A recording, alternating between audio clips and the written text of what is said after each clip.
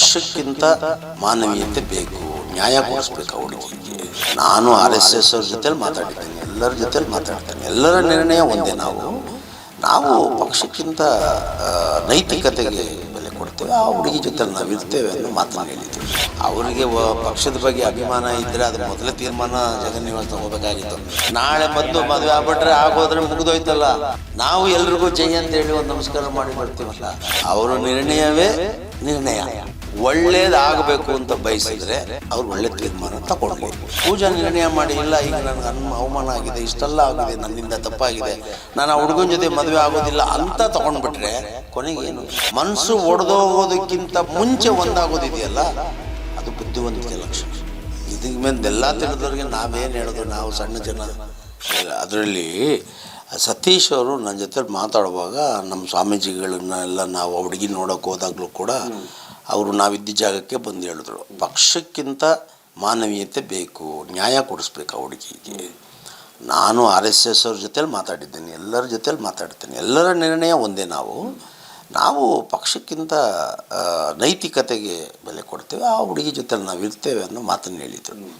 ಅವರು press meet ಮಾಡಿದ್ರೆ ಏನೋ ನಿನ್ನೆ ನಾವು ಮಾಡೋ ಸಂದರ್ಭದಲ್ಲಿ ಅದನ್ನೆಲ್ಲ ಒಂದು ಮಾತು ಹೇಳಿದ್ದಾರೆ, ಭಾಳ ಚೆನ್ನಾಗಿ ಹೇಳಿಲ್ಲ. ಹೊರ್ಗೆ ಹಾಕೋದ್ರಲ್ಲೆಲ್ಲ ಏನು ಅರ್ಥ ಇದೆ ಬಿಡಿ. ಅವರಿಗೆ ಪಕ್ಷದ ಬಗ್ಗೆ ಅಭಿಮಾನ ಇದ್ದರೆ ಅದು ಮೊದಲೇ ತೀರ್ಮಾನ ಜಗನ್ನಿವಾಸ ತಗೋಬೇಕಾಗಿತ್ತು. ಅದೆಲ್ಲ ನನಗೆ ದೊಡ್ಡ ಇಶ್ಯೂ ಅಲ್ಲ. ಬಟ್ BJP ಅವರು ಒಂದು ವರ್ಡ್, ಅದು ನಮ್ಮ ಸತೀಶ್ ಅವರು ಒಂದು ವರ್ಡ್ ಹಾಕಿದರು, ಭಾಳ ಅರ್ಥಪೂರ್ಣವಾದಂಥ, ಪಕ್ಷಕ್ಕಿಂತ ನೈತಿಕತೆಗೆ ಬೆಲೆ ಜಾಸ್ತಿ ಕೊಡ್ತೇವೆ ಅಂತ. It is very good, that is very good. ಅದು ಅನಿಸುತ್ತೆ. ಅದು ಪಕ್ಷಕ್ಕಿಂತ ನೈತಿಕತೆ ಅಂದರೆ ಮಾನವೀಯತೆ ಅಲ್ಲ, ಅದು ಒಳ್ಳೇದಾಗಬೇಕು ಅಂತ. ಒಳ್ಳೇದಿದೆ. ಅವ್ರು ತೆಗೆದಿದ್ದಲ್ಲ ನಮಗೆ, ಅವ್ರು ತೆಗೆದ್ರೆ ಏನು ಇಟ್ಕೊಂಡ್ರೆ ಏನು, ಅದೆಲ್ಲ ನಮಗೇನು ಸಂಬಂಧ. ನಾಳೆ ಬಂದು ಮದುವೆ ಆಗ್ಬಿಟ್ರೆ ಆಗೋದ್ರೆ ಮುಗಿದೋಯ್ತಲ್ಲ. ನಾವು ಎಲ್ರಿಗೂ ಜೈ ಅಂತೇಳಿ ಒಂದು ನಮಸ್ಕಾರ ಮಾಡಿ ಬರ್ತೀವಲ್ಲ. ಒಟ್ಟಾರೆಯಾಗಿ ಒಳ್ಳೇದಾಗಬೇಕು. ಗೊತ್ತಿಲ್ಲ ನನಗಂತೂ, ಆದರೆ ಈಗ ಕಾನೂನು ಮುಂದೆ ಇದೆ, ಕಾನೂನು ಹಿಂದೆ ನಾವು ಇರ್ತೇವೆ.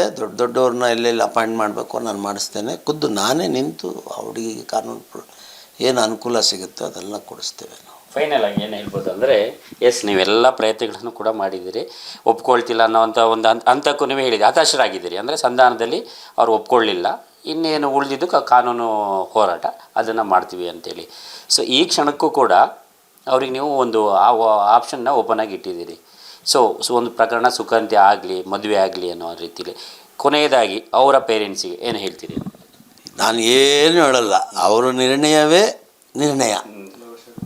ಒಳ್ಳೇದಾಗಬೇಕು ಅಂತ ಬಯಸಿದ್ರೆ ಅವ್ರು ಒಳ್ಳೆ ತೀರ್ಮಾನ ತಗೊಳ್ಳಿ. ಇದು ಹೌದೌದು. ಈಗ ನೋಡಿ, ಇಷ್ಟು ನೋವನ್ನು ಅನುಭವಿಸಿರುವಂಥ ಪೂಜಾ ಆಚಾರ್ಯವರು ಮಗುನ ಇಟ್ಕೊಂಡು ನಾಳೆ ನಾನು ಕಾಂಪ್ರಮೈಸಿಗೆ ಯಾವ ಕಾರಣಕ್ಕೂ ಬರೋದಿಲ್ಲ ಅಂತ ಆ ಹುಡುಗಿ ಏನಾದರೂ ಹಠ ಹಿಡಿದುಬಿಟ್ರೆ ಯಾರು ಬಂದರೂ ನಾವು ಸಮಾಧಾನ ಮಾಡೋಕ್ಕಾಗೋದಿಲ್ಲ.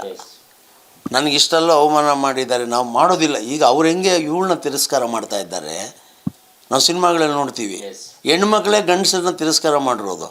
ಅದೇ ಪ್ರಕರಣ ಏನಾದರೂ ಪೂಜಾ ವಿಚಾರದಲ್ಲಿ ಆಗಿಬಿಟ್ರೆ, ಪೂಜಾ ನಿರ್ಣಯ ಮಾಡಿ, ಇಲ್ಲ ಹಿಂಗೆ ನನಗೆ ಅವಮಾನ ಆಗಿದೆ, ಇಷ್ಟೆಲ್ಲ ಆಗಿದೆ, ನನ್ನಿಂದ ತಪ್ಪಾಗಿದೆ, ನಾನು ಆ ಹುಡುಗನ ಜೊತೆ ಮದುವೆ ಆಗೋದಿಲ್ಲ ಅಂತ ತೊಗೊಂಡ್ಬಿಟ್ರೆ ಕೊನೆಗೇನು? ಏನು ಎಂಥ ಒಂದು ಭಯಂಕರ ಟ್ವಿಸ್ಟ್ ಅಲ್ವಾ? ಮನಸ್ಸು ಒಡೆದೋಗೋದಕ್ಕಿಂತ ಮುಂಚೆ ಒಂದಾಗೋದಿದೆಯಲ್ಲ, ಅದು ಬುದ್ಧಿವಂತಿಕೆ ಲಕ್ಷಣ. ಇದಕ್ಕೆ ಮೇಲೆ ಎಲ್ಲ ತಿಳಿದವ್ರಿಗೆ ನಾವೇನು ಹೇಳೋದು, ನಾವು ಸಣ್ಣ ಜನ, ನಾವೇನು ಹೇಳೋಕ್ಕಾಗತ್ತೆ? ಎಲ್ಲ ತಿಳಿದಂಥವ್ರುಗಳವರು, ಒಳ್ಳೇದಾಗಬೇಕು ಅಂತ ಬಯಸೋರ್ನಲ್ಲಿ ನಾವೊಬ್ಬರು. ಈಗಲೂ ಕೂಡ ಇಲ್ಲ, ನನ್ನ ಕಡೆಯಿಂದ ಸಂಧಾನ ಇಲ್ಲ. ಈಗ ನಾವು ಅವರು ಒಳ್ಳೇದಾಗಬೇಕು ಅಂತಲೇ ನಾನು ಈ ಕ್ಷಣ ಅಲ್ಲ, ಪ್ರತಿ ಕ್ಷಣವೂ ಆ ಹುಡುಗಿ ವಿಚಾರ ಬಂದಾಗ ಒಳ್ಳೇದಾಗಬೇಕು, ಆ ಹುಡುಗನಿಗೂ ಒಳ್ಳೇದಾಗಬೇಕು, ಅವ್ರಿಗೂ ಒಳ್ಳೇದಾಗಬೇಕು. ಬಟ್ ಆಗಲಿಲ್ಲ ಅಂದರೆ ಶಿಕ್ಷೆ ಅನ್ನೋದು ಕಾಯಮ್ಮ. ಕೋರ್ಟ್ ಏನು ಕೊಡುತ್ತಲ್ಲ, ಯಾರು ಎಂತೆಂಥವ್ರಿಗೂ ಬಿಟ್ಟಿಲ್ಲ ಕೋರ್ಟು. ಏನು ಇದು ವಿಚಾರದಲ್ಲಿ ಬಿಡ್ತಾರೆ? DNA ಆಗಿ ಮಗು ಜೀವಂತವಾಗಿ ಇನ್ನೂ ಇದೆ, ಮಗು ಇಲ್ಲದೆ ಹೋಗಿದ್ರೆ ಕತೆ ಏನು? ಅದು ದೊಡ್ಡ ವಿಚಾರ. ಇರಲಿ, ಈಗ ನಾವು ಬಯಸೋದು ಅವ್ರು ಚೆನ್ನಾಗಿರಬೇಕು ಅಂತ, ಅದು ನಾನು ಮಾಡೋಕ್ಕಾಗಲಿಲ್ಲ ಸಂಧಾನದಲ್ಲಿ ಅಷ್ಟೇ. Yes sir, thank you. Thank you sir. Yes, ಇದು KP ನಂಜುಂಡಿ ಅವರ ಮಾತು. ನಿಮಗೆ ಗೊತ್ತಿದೆ, ಪೂಜಾ ಮತ್ತು ಶ್ರೀಕೃಷ್ಣ ಪ್ರಕರಣಕ್ಕೆ ಸಂಬಂಧಪಟ್ಟಂತೆ ಒಂದಷ್ಟು ಇನಿಷಿಯೇಟಿವನ್ನು, ಮುಂದಾಳತ್ವವನ್ನು ತಗೊಂಡಿದ್ದರು. ಇಲ್ಲ, ಈ ಪ್ರಕರಣವನ್ನು ಒಂದು ಸುಖಾಂತ್ಯಗೊಳಿಸಬೇಕು, ಒಂದು ತಾರ್ಕಿಕ ಅಂತ್ಯಕ್ಕೆ ತರಬೇಕು ಅನ್ನೋ ನಿಟ್ಟಿನಲ್ಲಿ ಒಂದಷ್ಟು ಏನೇನು ಮಾತುಕತೆಗಳನ್ನು ನಡೆಸಲಿಕ್ಕೆ ಸಾಧ್ಯ ಅವೆಲ್ಲ ಮಾತುಕತೆಗಳನ್ನು ಸ್ಟೆಪ್ಸನ್ನು ಕೂಡ ಈಗ ಕೆ ಪಿ ನಂಜುಂಡಿಯವರು ತಗೊಂಡ್ರು. ಆದರೆ ಎಲ್ಲ ಒಂದು ಕಡೆ ಇಲ್ಲ, ಅವರು ಸಂಧಾನಕ್ಕೆ ಬಗ್ತಾ ಇಲ್ಲ. ಸಂಧಾನದಲ್ಲಿ ನಾನು ಸೋತಿದ್ದೀನಿ, ಆದರೆ ಈ ಇನಿಷಿಯೇಟಿವ್ ಏನು ತಗೊಂಡಿದ್ದೀನಿ, ಈ ಪ್ರಕರಣಕ್ಕೆ ಒಂದು ತಾರ್ಕಿಕ ಅಂತ್ಯವನ್ನು ಕೊಡಿಸ್ಬೇಕು ಅಂತೇಳಿ ಫೈನಲ್ ಆಗಿ ಅವರು ಒಪ್ಪಲೇ ಇಲ್ಲ ಅಥವಾ ಪಟ್ಟನ್ನು ಬಿಡಲೇ ಇಲ್ಲ ಅಂತೇಳಿದರೆ ಕಾನೂನು ಹೋರಾಟ ಇರುತ್ತೆ.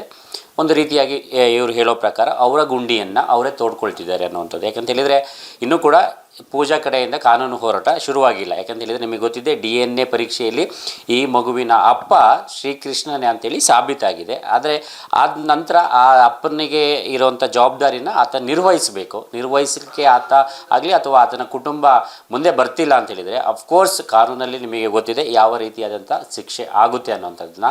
ಸೊ ಇವರು ಇನ್ನೂ ಕೂಡ ಕಾನೂನು ಹೋರಾಟವನ್ನು ಶುರು ಮಾಡಿಲ್ಲ.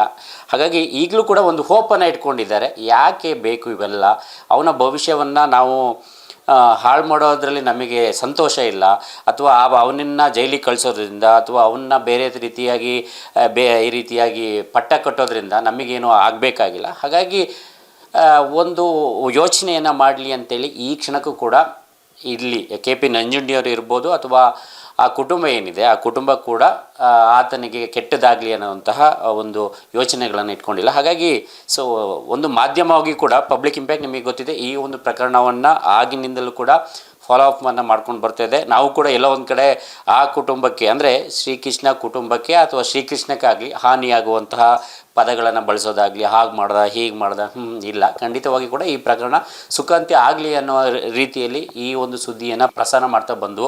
ಹಾಗಾಗಿ ಖಂಡಿತವಾಗಿ ಕೂಡ ಒಂದು ಮಾಧ್ಯಮವಾಗಿ ಕೂಡ ನಾವು ಕೂಡ ಕೇಳ್ಕೊಳ್ಳೋದು ಈ ಪ್ರಕರಣ ಒಂದು ಸುಖಾಂತ್ಯ ಆಗಲಿ ಅಂತೇಳಿ.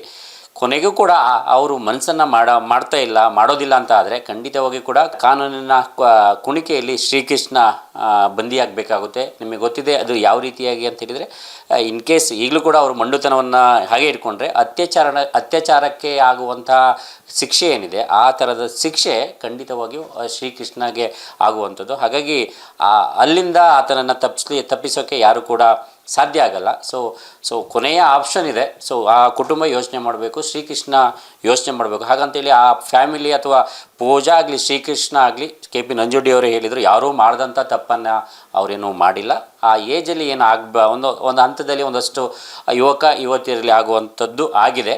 ಒಂದಷ್ಟು ಪ್ರಕರಣಗಳು ಹೊರಗಡೆ ಬರುತ್ತೆ, ಒಂದಷ್ಟು ಪ್ರಕರಣಗಳು ಹೊರಗಡೆ ಬರಲ್ಲ ಅನ್ನುವಂಥದ್ದು. ಹಾಗಾಗಿ ಏನೋ ಘೋರ ಅಪರಾಧ ಆಗಿದೆ ಅನ್ನುವಂಥದ್ದು ಕೂಡ ನಾವು ಕೂಡ ಬಟ್ಟನ್ನು ಮಾಡಿ ತೋರಿಸ್ತಾ ಇಲ್ಲ. ಹಾಗಾಗಿ ಯೋಚನೆ ಮಾಡಿದರೆ ಒಳ್ಳೆಯದು, ಈ ಪ್ರಕರಣ ಒಂದು ಸುಖಾಂತ್ಯ ಆಗಲಿ ಅನ್ನುವಂಥದ್ದು. ಇಲ್ಲವೇ ಕಾನೂನಲ್ಲಿ ಏನಾಗಬೇಕೋ ಅದು ಖಂಡಿತವಾಗಿ ಹಾಗೇ ಆಗುತ್ತೆ ಅನ್ನೋಂಥ ವಿಚಾರವನ್ನು ಈ ಒಂದು ಸಂದರ್ಭದಲ್ಲಿ ನಿಮ್ಮ ಮುಂದೆ ತರುವಂಥ ಪ್ರಯತ್ನವನ್ನು ಪಬ್ಲಿಕ್ ಇಂಪ್ಯಾಕ್ಟ್ ಮಾಡ್ತಾ ಇರುವಂಥದ್ದು. ವಿಡಿಯೋ ಜರ್ನಲಿಸ್ಟ್ ಅನಿಲ್ ಜೊತೆ ನಾನು Prashant, public impact, Bengaluru. Jeeni slim ತಗೊಳಕ್ಕೆ ಸ್ಟಾರ್ಟ್ ಮಾಡಿದ್ನೋ ಅವಾಗ ಮಂತ್ಲಿ ಪೀರಿಯಡ್ಸ್ ಆಗ್ತಾ ಇದ್ದೀನಿ. PCOD ಪ್ರಾಬ್ಲಮ್ ನಾರ್ಮಲ್ ಆಗಿದೆ, ಥೈರಾಯ್ಡ್ ನಾರ್ಮಲ್ ಆಗಿದೆ. ಪೀರಿಯಡ್ಸ್ ಎಲ್ಲ 6 ಮಂತ್ ಆದ್ರೂ ಆಗ್ತಾ ಇದ್ದಿಲ್ಲ, ಇವಾಗ ರೆಗ್ಯುಲರ್ ಪೀರಿಯಡ್ಸ್ ಆಗ್ತಾ ಇದೆ. ಜೀನಿ ಸ್ಲಿಮ್ ನ ಯೂಸ್ ಮಾಡಿ 8 ತಿಂಗಳಲ್ಲಿ 55 kg ಸಣ್ಣ ಆಗಿದ್ದಾರೆ. ಜೀನಿ ಸ್ಲಿಮ್ ತಗೊಳ್ಳಿ, ಬೇಗ ಸಣ್ಣ ಆಗ್ತೀರಾ, ಫ್ಯಾಟ್ ಲಾಸ್ ಆಗ್ತದೆ. ಜೀನಿ ಸ್ಲಿಮ್ ನ ಯೂಸ್ ಮಾಡಿ 100% ಯಾವುದೇ ಸೈಡ್ ಎಫೆಕ್ಟ್ ಇಲ್ದಂಗೆ ಸಣ್ಣ ಆಗ್ತೀರಾ. ಇಂತಹ ನೈಜ ಕುತೂಹಲ ಭರಿತ ಸುದ್ದಿಗಳು ನಿಮಗೆ ಸಿಗಬೇಕಂದ್ರೆ ರಾಜ್ಯದ ಪ್ರತಿಷ್ಠಿತ ಜನಪರ ಡಿಜಿಟಲ್ ಸುದ್ದಿ ಮಾಧ್ಯಮ ಪಬ್ಲಿಕ್ ಇಂಪ್ಯಾಕ್ಟ್ ಚಾನೆಲ್ ಅನ್ನ ಯೂಟ್ಯೂಬ್ನಲ್ಲಿ ಸಬ್ಸ್ಕ್ರೈಬ್ ಮಾಡ್ಕೊಳ್ಳಿ. ವಿಡಿಯೋ ಇಷ್ಟವಾದರೆ ಲೈಕ್ ಮಾಡಿ, ನಿಮ್ಮ ಇಷ್ಟದವರಿಗೆ ಶೇರ್ ಮಾಡಿ ನಮ್ಮನ್ನ ಪ್ರೋತ್ಸಾಹಿಸಿ.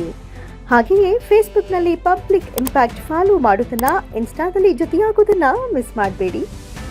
ಜಾಹೀರಾತು ಹಾಗೂ ಬಿಸ್ನೆಸ್ ಪ್ರಮೋಷನ್ಗಾಗಿ ಸಂಪರ್ಕಿಸಿ 9606037450 ಅಥವಾ 9353224116. ಇದು ಪಬ್ಲಿಕ್ ಇಂಪ್ಯಾಕ್ಟ್, ಜನಶಕ್ತಿಯೇ ನಿರ್ಣಾಯಕ.